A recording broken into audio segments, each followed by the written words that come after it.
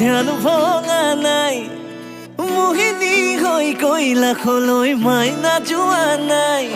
হে ভোলা মহাদেৱৰ ধ্যান ভঙা নাই মোহিনী হৈ কৈলাশলৈ মাইনা যোৱা নাই মূৰৰ চুলিৰ পৰা ভৰিৰে নখলৈ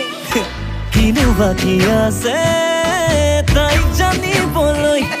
ঐ কি দেখিলা বোৰে চাই